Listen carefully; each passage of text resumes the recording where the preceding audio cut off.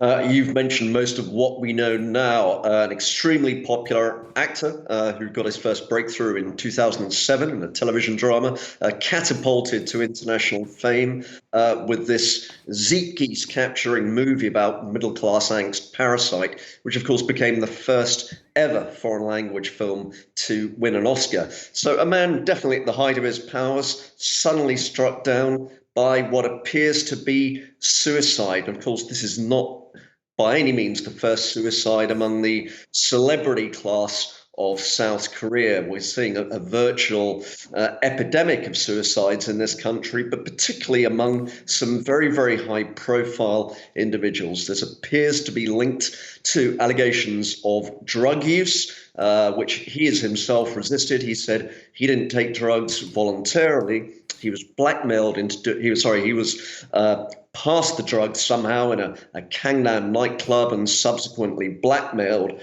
but nevertheless appears to have taken his own life.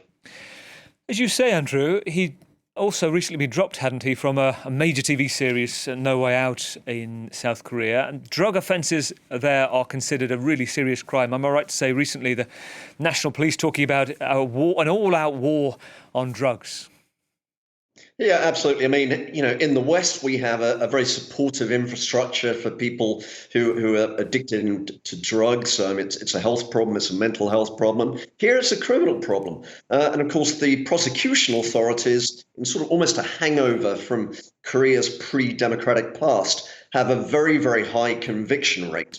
And I think this conviction rate is one of the things that drives suicides for those who are under investigation. Again, it's not just Lee Sun-kyun who's died while under the shadow of a prosecution investigation. A former president, No Mu-hyun, killed himself when his family was being investigated for alleged corruption. A former mayor of Seoul killed himself when he was facing allegations of sexual harassment.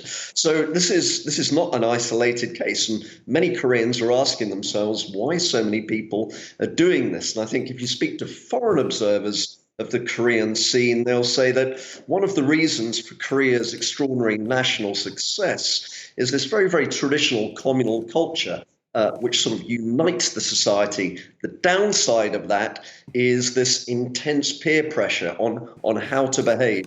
And for public figures, there's very, very little tolerance for a kind of rock and roll lifestyle, which we sort of tolerate among celebrities in the West. And so we're seeing many celebrities kill themselves when they come under just some hint of allegations of misbehavior. And this is a big problem. It's widely perceived as a problem, Yeah. but as it's not a political problem or an economic problem, it's difficult to know how to address this deep-seated social issue.